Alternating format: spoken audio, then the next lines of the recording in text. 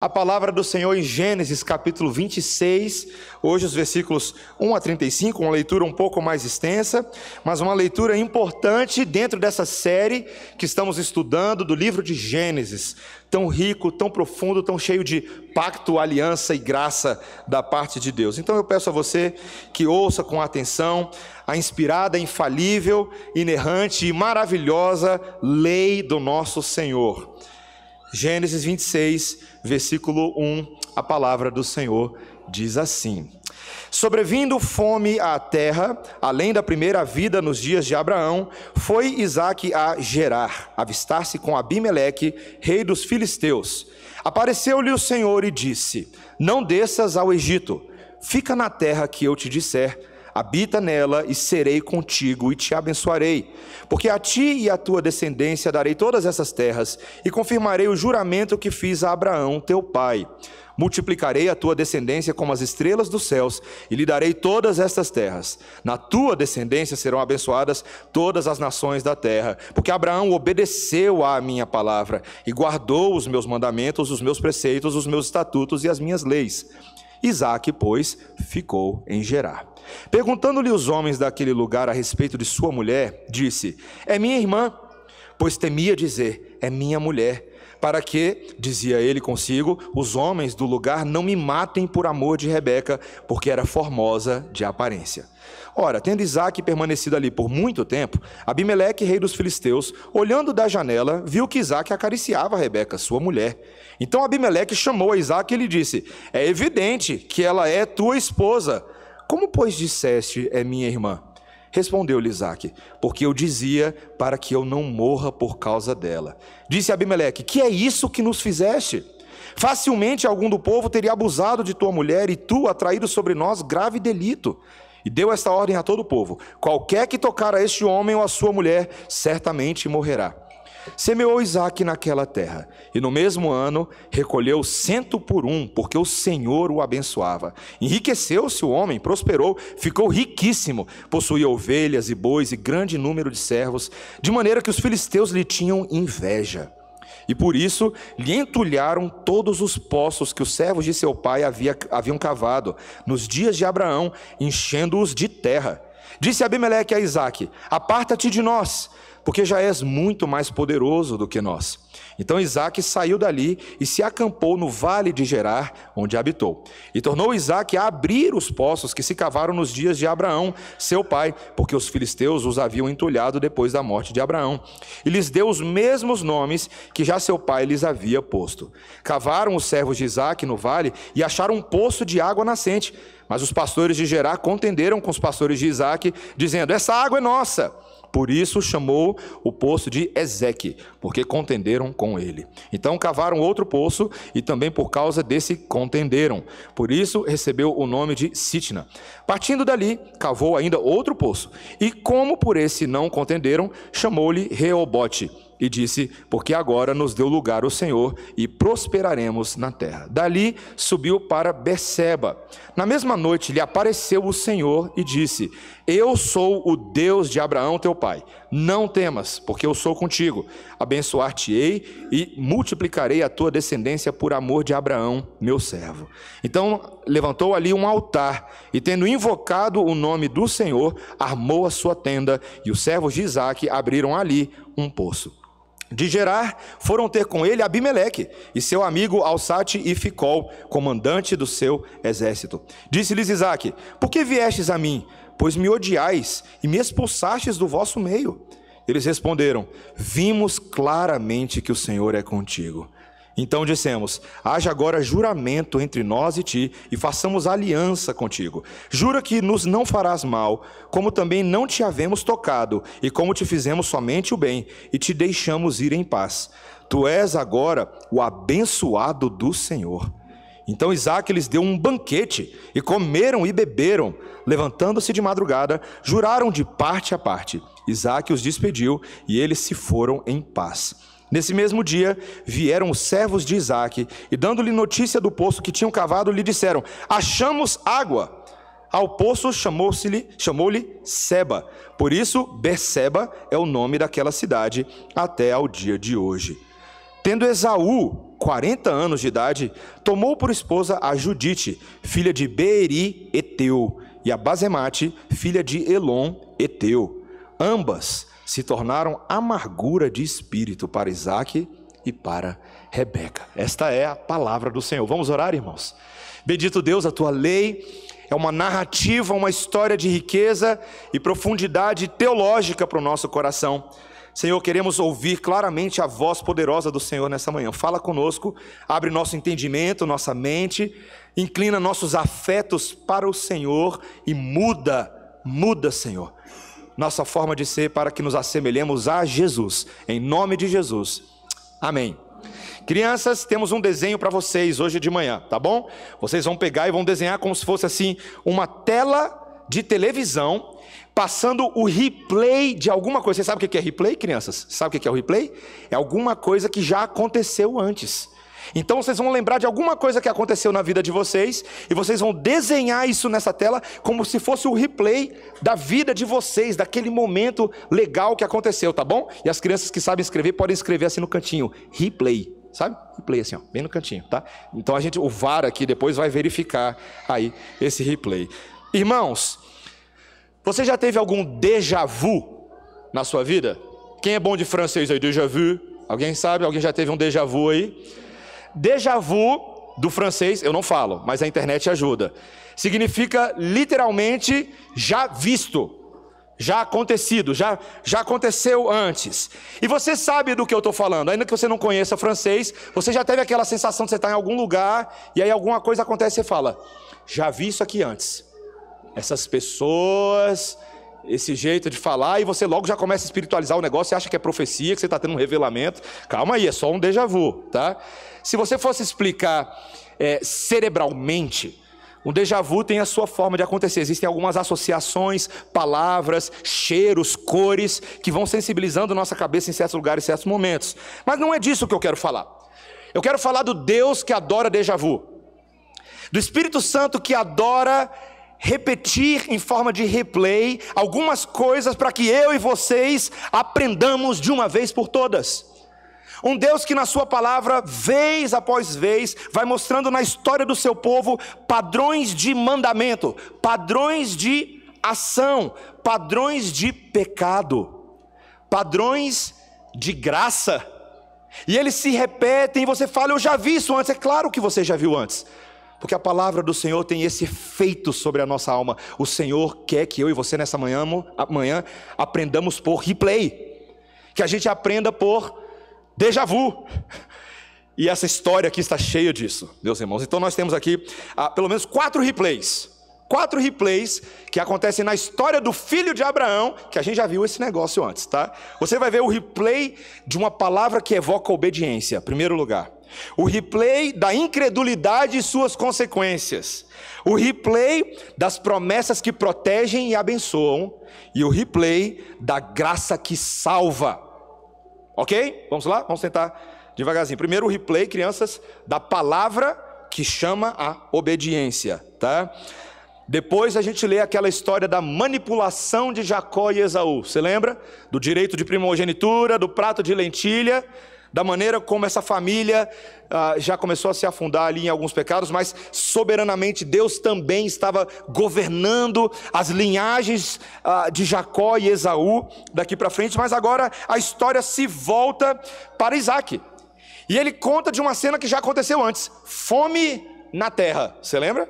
Quando aconteceu isso com Abraão. E meus irmãos, o padrão é muito engraçado. A história ela vai repetir vários detalhes. Então, uma fome atinge a terra e agora Isaque e Rebeca precisam tomar uma decisão de sobrevivência. Então o texto nos diz no versículo 1 que ele vai até Gerar ao encontro de um homem chamado Abimeleque. Veja, o nome é repetido daquele outro Abimeleque, mas não é o mesmo. Esse é outro Abimeleque. Esse é o Abimeleque, rei dos filisteus. Você já ouviu esse nome antes, filisteus? Você já sabe o que vem lá na frente na Bíblia. Coisa boa não é. Então tem uma antecipação aqui das tensões históricas de Israel com esse povo. Mas Isaac vai lá e talvez em busca justamente de uma situação de segurança, de subsistência para ele e para sua esposa. Mas Deus então se revela no versículo 2 e dá uma ordem. Veja aí comigo: não desças ao Egito, fica na terra que eu te disser, habita nela, e serei contigo e te abençoarei. No meio da decisão que ele precisava tomar, a palavra do Senhor entra, e não somente ela entra, mas Deus vai lembrar Isaac de quem Deus era, o Deus que deu promessas a essa família, o Deus que prometeu que multiplicaria essa família, o Deus que prometeu que daria uma nova terra a essa família, o Deus que prometeu que abençoaria os povos da terra através dessa família, o Deus que garante que o jeito dele é melhor do que o jeito daqueles homens. E um lembrete importante aqui no versículo 5, é uma adição na estrutura dessas promessas de Deus, é que Deus vira para Isaac e fala: veja Isaac, o seu pai Abraão já ouvia tudo isso, e ele obedeceu a mim quando eu trouxe instrução a ele. Portanto, Isaac, em outras palavras, você tem que me obedecer agora, igual o seu pai me obedeceu no passado. E o texto então vai nos dizer no versículo 6, que missão dada é missão cumprida, né? Ficou, pois, Isaac na terra de Gerar. Meus irmãos, quando a palavra de Deus vem por repetição a nós, não é para a gente fingir que não é com a gente. Deus, ele tem um negócio que é esse negócio: missão dada é missão cumprida. Deus falou, tem que obedecer. Se ele está repetindo é porque é importante. Meus irmãos, quantas vezes eu e vocês ouvimos as mesmas instruções, domingo após domingo, culto dominical após culto dominical, culto familiar após culto familiar, leitura após leitura, e a nossa dura cerviz insiste em não fazer o que Deus manda. Esses dias eu estou aprendendo, meus irmãos, que a inteligência artificial está ficando mais obediente que a gente, né? Você já experimentou fazer lá na sua casa? Alexa, toque uma música para mim. A Alexa entra numa grande discussão filosófica, existencial, com você. Bom, veja bem, o país está diferente, eu não sei se eu quero respeitar mais. Não, ela vai lá e toca a música do Spotify que você gosta, né? Então, meus irmãos, se a inteligência artificial é capaz de obedecer, quiçá o povo de Deus deveria ser bem mais obediente, né? Nós não somos artificiais, nós somos seres pensantes que refletimos a glória de Deus em ser imagem de Deus. Nós podemos nos comunicar com o Criador porque Ele se comunica com nós. E Ele fala conosco, Ele nos deu ouvidos para ouvir, Ele nos deu coração para praticar, Ele nos deu braços, mãos e membros para executarmos a obediência dEle na nossa vida. Meu irmão, minha irmã, quando a palavra de Deus fala alguma coisa, é bom você obedecer, porque não tem neutralidade. Ou você obedece ou você obedece, com Deus é assim. E eu e você precisamos retomar a prática da pronta obediência na vida cristã. Crianças, quando o papai e a mamãe dizem para vocês fazerem alguma coisa, vocês são prontos para obedecer? Ou começam, né? Hoje, acordando meus filhos pela manhã na cama, é o exemplo da não pronta obediência, né? Acorda! Acorda! Né? E a gente faz isso às vezes na vida. Faça o seu dever de casa. Limpa a louça. Não é só crianças físicas, não, é crianças espirituais, vocês adultos aí também, viu? Nós somos assim. Meus irmãos, que o Senhor afaste de nós esse espírito de lenga-lenga. Que nós estamos prontos a obedecer a voz do Senhor na palavra. Você vai perceber que disso nós vamos agora para o segundo ponto. Não é um replay só de palavra e obediência, mas é um replay da incredulidade e suas consequências. Veja, meus irmãos, agora, versículo 7 vai mostrar a mesma cena que aconteceu com Abraão e Sara lá no Egito, só que agora com Isaac. Os homens ali de Gerar chegam para Isaac e falam assim: e essa moça bonita aí, hein? Essa moça formosa. Estavam falando de Rebeca. O texto diz que ela chamava atenção porque ela era formosa de aparência. E meus irmãos, não é que Isaac vai fazer a mesma coisa que Abraão fez no passado. Ele vira e fala que ela é sua irmã. Irmã. Veja, meus irmãos, não é irmã em Cristo, tá? Ele estava falando que ela era sua irmã, estava mentindo para eles. Ela não era sua irmã. Ela era, de uma certa forma, da família, né? Uma prima distante, mas ela não era irmã. E meus irmãos, aqui a gente começa a ver o coração egoísta desse Isaac, o temor de homens, a falta de fé quando nós somos pressionados, e ele lança a mão de uma estratégia num instinto de autopreservação, que em vez de se entregar pela sua esposa, ele só quer salvar a sua própria pele. E meus irmãos, a gente sempre acha, veja, existe uma tendência terrível em nós de achar que a mentira vai alcançar algum sucesso, que se eu mentir, de alguma maneira isso vai me livrar, vai me salvar. Mas meus irmãos, Deus não está condicionado às nossas estratégias. O texto vai dizer para a gente então que um belo dia, muito tempo depois, parece que Isaac e Rebeca ficaram bastante tempo na terra, ele não nos diz quanto tempo, está lá os dois fazendo carinho marital um no outro, aquela coisa fofinha, e quem está olhando pela janela? O rei Abimeleque, espiando, e ele olha pela janela e fala assim: que negócio é esse, Isaac? Rebeca, que negócio? E caiu a ficha para ele, eles não são irmãos, eles são marido e mulher. E imediatamente, então o texto nos diz que Abimeleque vai na direção de Isaac e confronta ele. Ela é sua esposa? E ele fala assim: e por que você mentiu para a gente? Porque eu estava com medo de morrer. Eu estava com medo que vocês me matassem e vocês tomassem a minha esposa para si. E meus irmãos, Abimeleque aqui, a semelhança do que Faraó fez no passado, parece demonstrar mais temor do que o próprio Isaac. Ele fala: como que você fez uma coisa dessa conosco? Você colocou meu povo em risco. Poderia ser que alguém do meu povo pegasse a sua esposa para abusar dela, sem saber, porque o nosso povo não tem esse tipo de coisa. Mas poderia ser também, aqui, meus irmãos, fica meio, os comentaristas se dividem um pouquinho, talvez, Abimeleque está revelando um senso de entendimento do divino, do eterno, um certo temor dos deuses. Ele fala assim: a gente vai contrair problemas para nós. E então, a partir desse momento, ele coloca uma regra. A partir de agora, uma ordem para todo o povo: ninguém mais toca nesse homem e nessa mulher, porque quem fizer isso certamente morrerá. Parece Gênesis 2,15, né? Quem comer desse fruto, certamente vai morrer. Esse aqui é o fruto proibido de vocês. Ninguém toca em Isaac e Rebeca. Meus irmãos, eu fico aqui interessado, assim, esses padrões de pecados familiares me chamam a atenção. Eu não estou falando que pecados passam de uma geração por outra por genética. Eu não enxergo a coisa estritamente dessa maneira, não. Mas será que Isaac não aprendeu um pouquinho desse jeitão de contar uma mentirinha ou outra, vendo talvez o seu pai Abraão, sua mãe Sara de vez em quando fazendo uso desses recursos? Não sei, você sabe o famoso liga na sua casa: oi, tudo bem, aqui da telefônica, eu gostaria de falar com Abraão. Tá só um instantinho. Papai, a telefônica está ligando, é cobrança. Aí ele corre para o banheiro, diz que eu não estou. Volta no telefone e fala: olha, meu pai está no banheiro e falou para dizer que ele não está. Filhos não fazem esse tipo de coisa? Eles não veem às vezes o papai e a mamãe tão facilmente com uma língua dúbia, falando isso e aquilo com falta de precisão.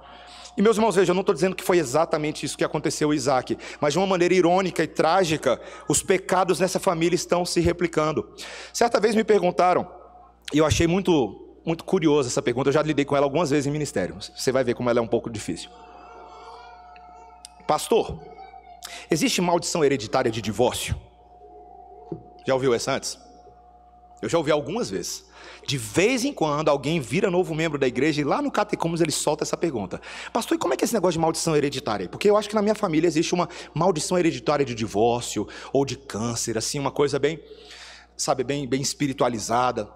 E nós precisamos fazer uma quebra de maldição de alguma coisa desse tipo. Meus irmãos, veja, eu creio que quando nós estamos debaixo do governo de Cristo, toda e qualquer maldição hipotética que poderia acontecer é quebrada na cruz do Calvário. Eu creio nisso, tá? Eu creio que o pecado não tem domínio sobre nós.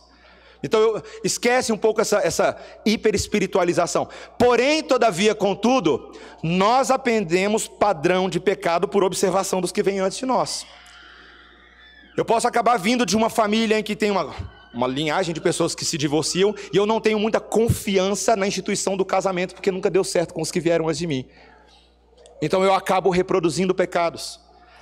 Se a minha família tem uma longa linhagem de safadeza financeira, de meter a mão, de pegar o que não lhe é devido, de mudar um pouquinho os números e as vírgulas aqui, é possível que eu vá aprendendo isso no meu meio, falando: isso assim não é tão problemático. Então, meus irmãos, santidade familiar é um negócio muito sério. Pais e mães precisam identificar que muitas vezes os seus filhos estão fazendo exatamente aquilo que eles fazem. estão reproduzindo maus hábitos. E não há como deixar de mencionar, meus irmãos, essa forma egoísta de Isaac de agir para com sua esposa Rebeca. Meus irmãos, o Salvador da igreja, o Senhor Jesus Cristo, é aquele que se entrega pela sua esposa, não com mentira. Se Satanás hipoteticamente viesse e falasse assim: quem são esses? Jesus jamais diria: não sei quem são, eu me envergonho deles. Não, ele é o nosso noivo, ele é o nosso Messias, ele é o nosso resgate, ele se entregou na cruz por nós. Portanto, Efésios 5, 22 a 33, Deus vai falar que esse é o padrão do casamento. Homens devem fazer o que Cristo faz. Em vez de colocar sua esposa em padrão de vulnerabilidade, eles devem se entregar por ela. Homens, eu estou falando com vocês, homens. Nós, homens, nós devemos ser protetores e salvaguardadores das nossas esposas. E veja, você não expõe a sua esposa à vulnerabilidade só quando alguém na rua mexe com ela e você não faz nada. Não é só disso que eu estou falando, não. Mas toda vez que você trata a sua esposa publicamente de uma maneira que a humilha, e veja, meus irmãos, eu já fui passível disso, eu não tenho dificuldade de confessar pecado não, tá? Nós, homens, às vezes nós fazemos brincadeirinhas com as nossas esposas que são inadequadas em público. E expõe elas. E elas, em vez de serem tratadas com o devido respeito, nós acabamos com as nossas línguas expondo nossas esposas. E esposas, veja, vocês fazem isso com os maridos também, não é? Esposas, posso dar uma dica para vocês? Não falo por experiência, falo. Débora, tá tudo certo entre a gente, Débora. Meus irmãos, esposas, deixa eu falar uma dica para vocês.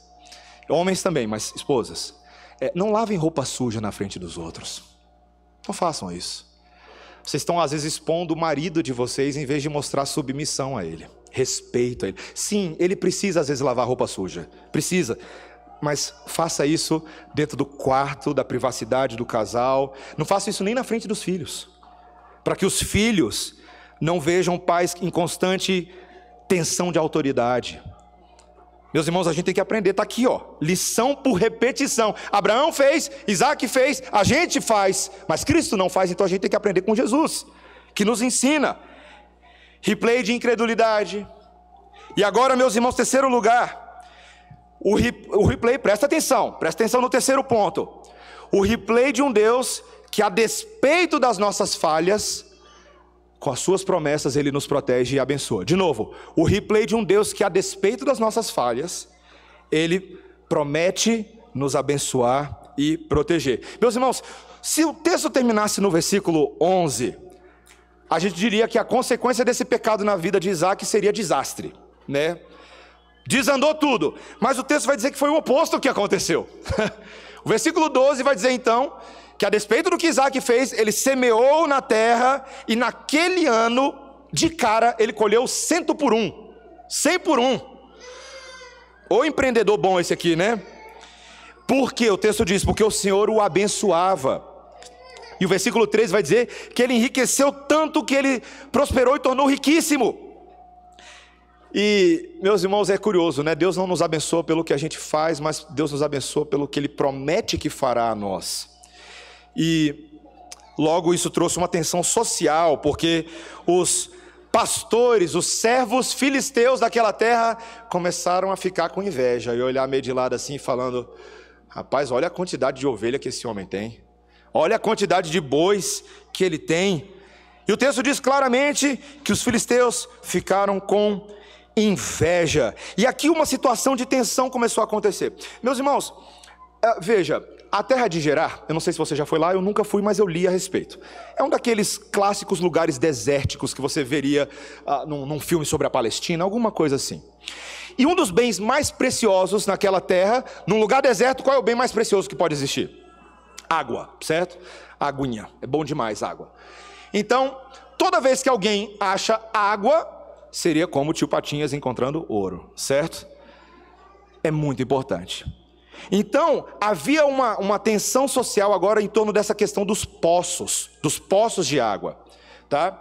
Desde os dias de Abraão, Deus havia abençoado Abraão, ele havia aberto alguns poços, e esses poços foram poços certeiros, tinha água neles. Só que agora os filisteus com raiva de Abraão, com raiva da sua linhagem, o texto vai dizer que eles começaram a entulhar tanto os antigos poços de Abraão, quanto esses poços que Isaac abria. E meus irmãos, uma coisa muito curiosa aconteceu aqui.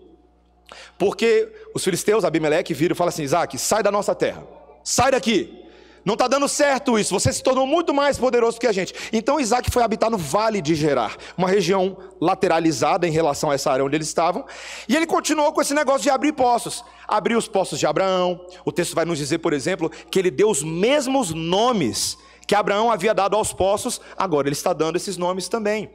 E ele está abrindo novos poços, mas ele começou aqui um jogo de abre e fecha com os filisteus, né? Abriam um poço, os filisteus vinham, corriam, entulhavam o poço. Então você tem aqui esse primeiro poço aqui, por exemplo, no versículo 20, é registrado, e aqui é muito curioso, meus irmãos, porque o homem se chama Isaac, mas ele deu o nome do poço de Ezeque. O hebraico aqui é engraçado, porque os dois nomes se parecem na sonoridade, mas Isaac significa riso, e Ezeque é contenda. Isaac, riso, Ezeque, contenda. E são palavras curiosamente próximas na sonoridade. Aí depois vai lá, Isaac abre um outro poço, versículo 21, mas novamente contenderam com Isaac. E não é só entulhar, meus irmãos, eles falaram: é nosso, é meu, não pode tocar, você está na nossa terra, sai daqui. Como as crianças às vezes fazem quando elas estão brincando com um brinquedo, falam: não, mas esse brinquedo estava do meu lado do quarto. É mesmo? Qual é o seu lado do quarto? Eu passei uma linha imaginária aqui, esse é o meu lado do quarto. Então é isso que esses pastores estavam fazendo, e esse segundo poço chamado, então, Sitna. E então um terceiro poço, parece que Isaac sai daquela região, no versículo 22, um pouquinho mais para o lado, e abriu um outro poço, e esse eles não contenderam. Então chamou-lhe Reobote, e disse: porque agora nos deu lugar o Senhor, e prosperaremos na terra. Meus irmãos, não é só aqui não, ao longo de toda a Bíblia você vai perceber que esses filisteus eram especialistas em gerar contendas, certo? Não era o que eles faziam de melhor? Nos dias de Davi, na maneira como, não só nos dias de Davi, mas eu me lembro muito ali em 1 Samuel, quando existe aquela dificuldade com a Arca da Aliança e a inimizade que havia no coração dos filisteus em relação a tudo que o povo de Deus representava. Ódio, dureza, inimizade, rebelião. E esse texto nos lembra, meus irmãos, que frequentemente na caminhada do crente nós vamos lidar com pessoas ao nosso redor que invejam de alguma maneira a alegria que o crente tem. Não estou falando só das riquezas dos crentes, como se fosse uma visão de evangelho da prosperidade, não é disso que eu estou falando. Existe uma coisa que o mundo não tem: alegria verdadeira e verdade alegre. Então, frequentemente, o crente vai lidar com o coração duro daqueles que não encontraram a alegria do Senhor, que não encontraram os poços do Senhor. E isso sempre vai ser um problema para o povo de Deus, quando não é o caso de acontecer entre nós, não é verdade? Inveja, contenda, ciumeira. Aparentemente foi Agostinho de Hipona que disse o seguinte: a inveja é uma força divisora forte o suficiente para destruir as mais poderosas das nações ou o mais próximo dos amigos. Já passou por uma situação assim? Você perdeu um amigo por causa de inveja? Fosse porque ele se invejou de alguma coisa que você contraiu, ou porque você não conseguia ficar na presença dele diante das bênçãos com que o Senhor abençoou a vida dele. Mas, meus irmãos, esse Isaac que era falível, ele também nos ensinou como agir. Em vez de iniciar uma grande briga, uma grande contenda, porque, só um detalhe aqui, quando alguém entulhava o seu poço, é guerra, meu amigo. Vamos para briga. Que isso, que? Vai entulhar o meu poço? Como é que é? Era declaração de guerra naqueles dias. Mas Isaac não entrou em guerra. Sabe o que Isaac fazia, meus irmãos? Ele concedia. Ele deixava. Ele seguia em frente. Isaac agiu exatamente do oposto que os nossos corações querem fazer numa situação como essa. Nós queremos brigar, nós queremos discutir, mas Isaac concedia em prol da paz, inclusive com os próprios inimigos dele. E eu pergunto a você, meu irmão, minha irmã, o quanto que você é disposto a conceder? que nós somos dispostos a conceder? O quanto você está disposto a abandonar uma posição importante ou um bem valioso simplesmente para manter a paz? Meus irmãos, isso aqui é o segredo de $1 milhão do casamento, meus irmãos. O casamento é assim. E veja, até os descrentes reconhecem essa verdade. Se você pegar livros de pessoas que não são crentes, eles são capazes de usar essa ética, falar assim: tem coisa que não vale a pena brigar. Sabe por quê, meus irmãos? Sabe por que tem coisa que não vale a pena brigar? Eu tenho uma ótima explicação teológica para isso. Porque tem coisa que não vale a pena brigar. Não vale, meus irmãos. Tiago capítulo 4 vai dizer que o nosso coração é que é contencioso. E a gente briga com as pessoas, a gente briga com Deus, não é? Abre comigo, Tiago capítulo 4, veja lá. Quero mostrar para você esse detalhe importante da palavra do Senhor. Logo ali após, finalzinho do Novo Testamento, antes de 1 Pedro e depois de Hebreus. Tiago capítulo 4, veja ali, logo no início dele. Ouça a leitura, versículo 1. De onde procedem guerras e contendas que há entre vós? De onde, senão dos prazeres que militam na vossa carne? Cobiçais e nada tendes, matais e invejais e nada podeis obter, viveis a lutar e a fazer guerras, nada tendes, porque não pedis. Pedis e não recebeis, porque pedis mal, para esbanjardes em vossos prazeres. Meus irmãos, a gente vive numa contenda humana por coisas passageiras. E a gente pede com base nos nossos egoísmos, nas nossas preferências, mas não com base naquilo que glorifica a Deus e edifica as pessoas. A gente é muito autocentrado, né? Eu não sou tão diferente dos meus filhos às vezes, e você também não. Mas, meus irmãos, veja que nesse texto, a despeito de tudo que Isaac perdeu, ele estava ganhando muito mais no Senhor. Volta lá para Gênesis, volta lá, Gênesis 26. Veja, meus irmãos, que coisa maravilhosa. O versículo 23 de Gênesis 26 vai dizer para a gente então: dali subiu para Berseba, na mesma noite lhe apareceu o Senhor. Meus irmãos, como se por consolo, por garantia, o Senhor lhe disse, versículo 24: eu sou o Deus de Abraão teu pai, não temas, porque eu sou contigo. Isaac, todos esses poços aí parecem importantes para os homens, mas não tema, porque eu sou teu poço, Isaac. Eu sou teu suprimento, eu sou contigo, Isaac. Olha a continuação: abençoar-te-ei e multiplicarei a tua descendência por amor de Abraão, meu servo. Então levantou ali um altar e, tendo invocado o nome do Senhor, armou a sua tenda, e os servos de Isaac abriram ali um poço. Meus irmãos, o que protegeu o coração de Isaac e que tem que proteger o meu e o seu coração nessa manhã são as infalíveis e eternas promessas do Senhor. Não são suprimentos temporários, não é a possibilidade ou não de promoção no emprego, ou de passar num concurso, ou a designação de um local de trabalho, ou a mudança de um apartamento para uma casa, ou a troca de um veículo. Não pode ser isso, porque essas circunstâncias são mutáveis, mas Deus é imutável. Deus é imutável. Seu propósito não falha. As coisas nesse mundo passam, a palavra do Senhor jamais passará, e todo o i dela se cumprirá. Então todos nós, meus irmãos, para a gente abandonar o caminho da inveja, tem que tirar o olho das coisas e olhar para o autor e consumador da fé, para aquele que é o abençoador, e temos que adorá-lo assim. Veja que o altar que ele constrói é depois de ouvir essas promessas. O altar é a adoração dele, é uma resposta à ação de Deus, é uma ação de graças, é um rendimento de louvor. Meus irmãos, nós estamos reunidos aqui nesse dia do Senhor, adorando a Deus. Parte do que eu e você estamos fazendo nesta manhã é respondendo toda a graça de Deus que aconteceu na semana passada. Conta aí as bênçãos dessa semana. Para de reclamar e conta um pouquinho as bênçãos aí, vai lá. O que Deus te abençoou essa semana? De que maneiras? Quais são as visíveis? Quais são as invisíveis? Quais são as por derivação? De você para a sua família ou da sua família para você? Eu não vou entrar em detalhes, mas essa semana, meus irmãos, eu tive uma experiência um tanto quanto sobrenatural de resposta de oração. Uma necessidade surgiu e eu trouxe isso para os irmãos. A gente tinha o café dos pastores aqui na quarta-feira de manhã, e eu trouxe a necessidade para eles. Eu precisava fazer essa mudança, não sabia, a gente não tinha recurso para fazer. Fizemos a oração 9h45 da manhã, meio-dia Deus tinha respondido. Eu fiquei pasmo, eu fiquei em choque, meus irmãos. Então eu venho nesse domingo adorar a Deus por mandamento e por gratidão. Deus, obrigado, Senhor. Obrigado por cuidar das coisas que me parecem tão grandes, mas para o Senhor são tão minúsculas, mas o Senhor se agrada em nos abençoar com coisas até minúsculas. Deus é assim, meus irmãos. A graça protetora e abençoadora de Deus não vai falhar conosco. Jesus disse que seria conosco todos os dias até a consumação do século, Ele não falha.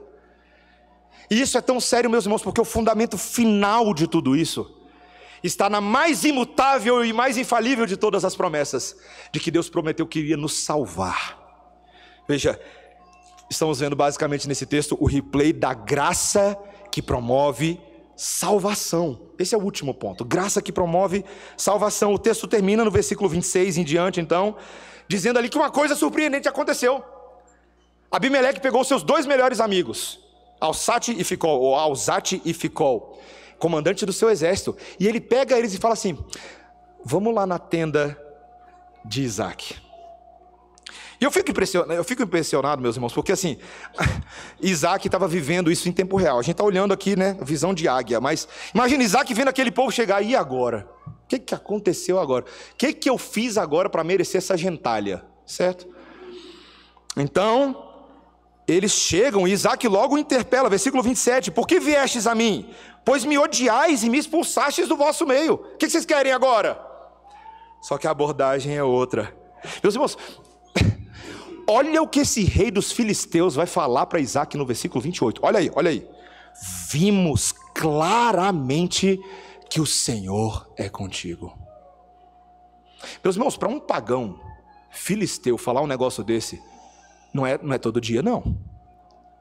Claramente nós percebemos, veja, era tanta coisa sobrenatural, né?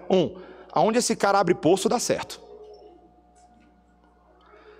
2, que paciência de Jó que esse homem tem com a gente. Ele começa a juntar os fatos e fala assim: o Deus desse homem e o Deus do seu pai está agindo. E eles aqui, o rei dos filisteus, nesse momento, entra em aliança com Isaac. Ele fala: eu quero fazer um juramento com você entre nós e ti, uma aliança, que era tão típica no mundo antigo, entre as nações, quando queriam resolver problemas, quando haviam transações comerciais, eles iam fazer um pacto ali, em que as duas partes entrariam num contrato, e se submeteriam aos termos daquele contrato. E ele diz, versículo 29, jura que nos não farás maus, como também não te havemos tocado, e como te fizemos somente o bem e te deixamos ir em paz.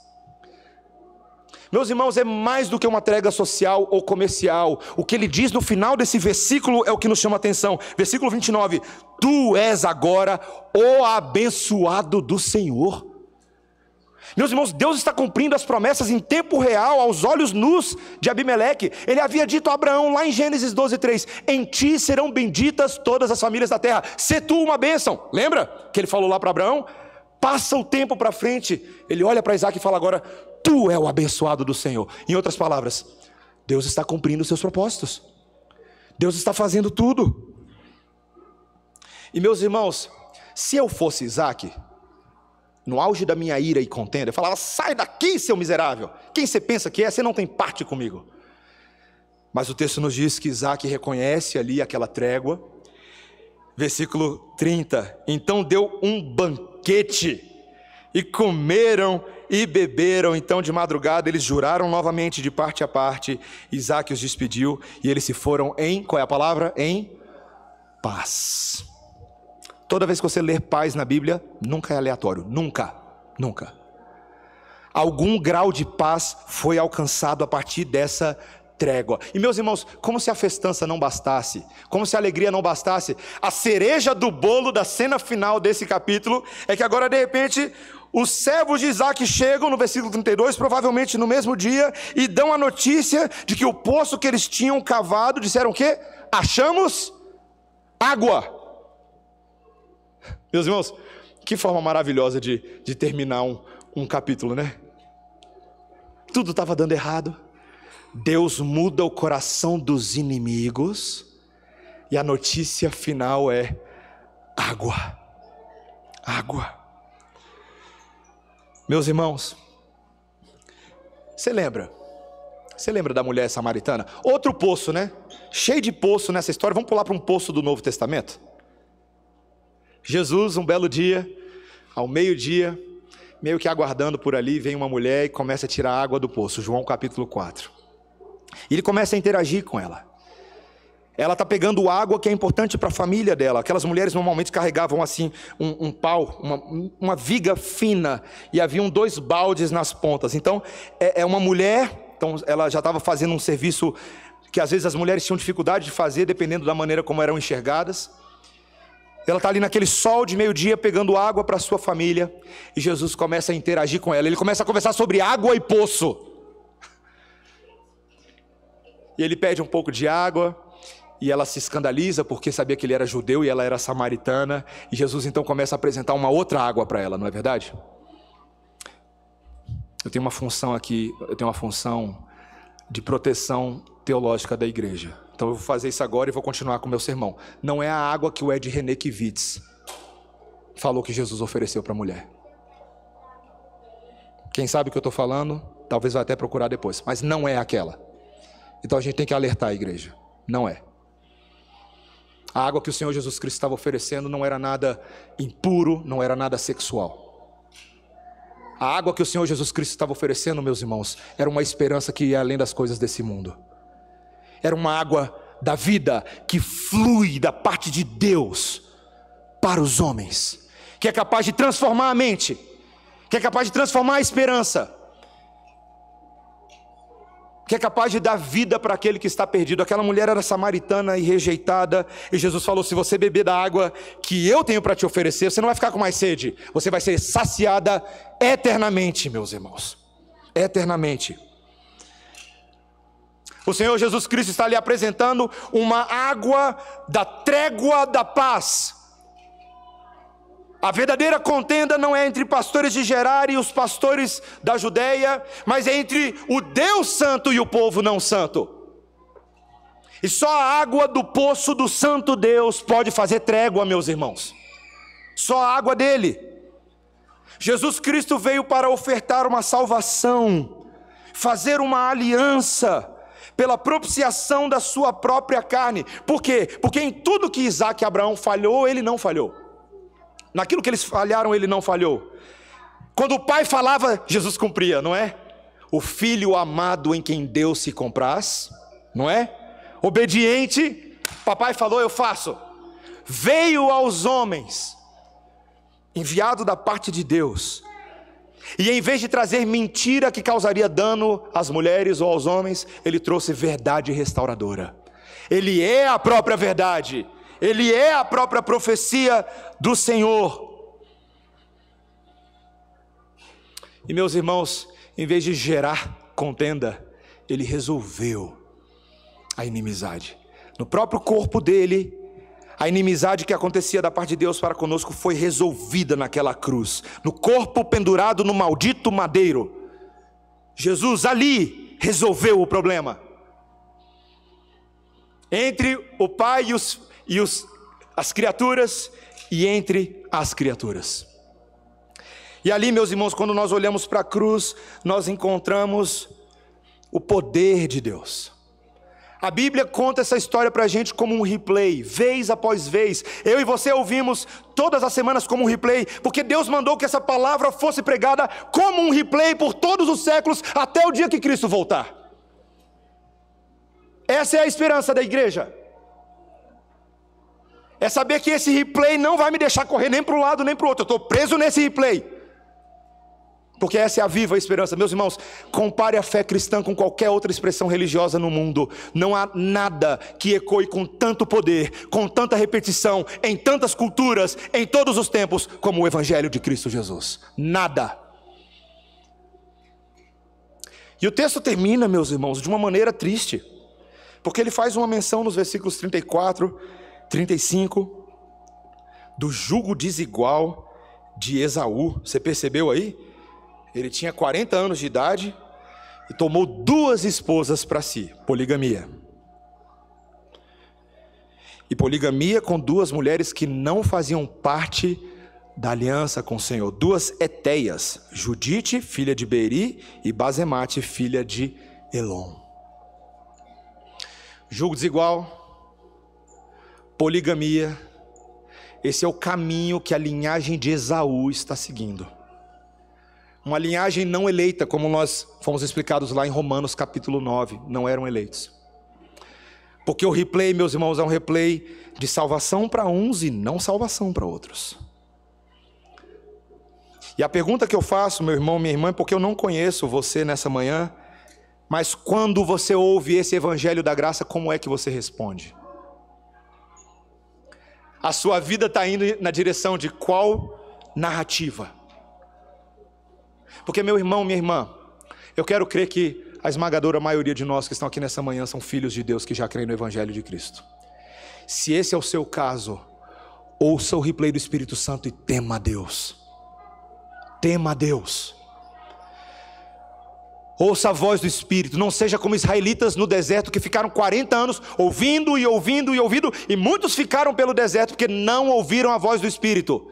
O autor de Hebreus se lembra de Êxodo, ele pula lá para Hebreus capítulo 2 e diz: não sejam como eles. Nós não devemos ser como aqueles antigos israelitas. Nós devemos ser como o novo Israel de Deus, meus irmãos.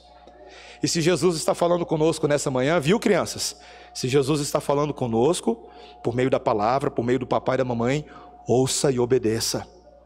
Filhinhos de Jesus, filhinhos de Deus, Pai, irmãos de Jesus, ouçam a voz do Espírito nessa manhã, e que o Senhor, por temor, nos leve à obediência. Amém?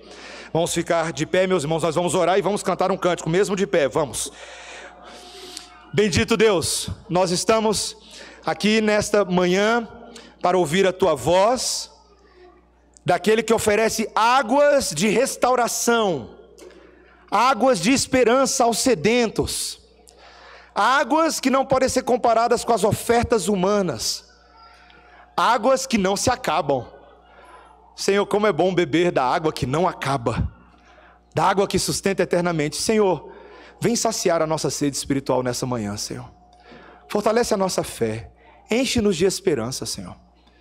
Tem misericórdia da igreja, Senhor. Nós estamos tão sujeitos a esse mundo, a falsos ensinos, a falsas ofertas, a pregações liberais do evangelho, que não são o verdadeiro evangelho, como Paulo diria em Gálatas capítulo 1, são anátema, Senhor. Então nos livra, Senhor, dos falsos poços, das falsas tréguas, das estratégias de mentira, mas dá-nos a santidade do Filho de Deus. Ele cumpriu toda a lei em nosso lugar e nos convida por misericórdia a seguirmos os seus passos. É isso que nós queremos fazer, Senhor. Abençoa a tua igreja, abençoa teu povo e dá-nos firmeza com a tua palavra, em nome de Jesus. Amém. De pé, irmão.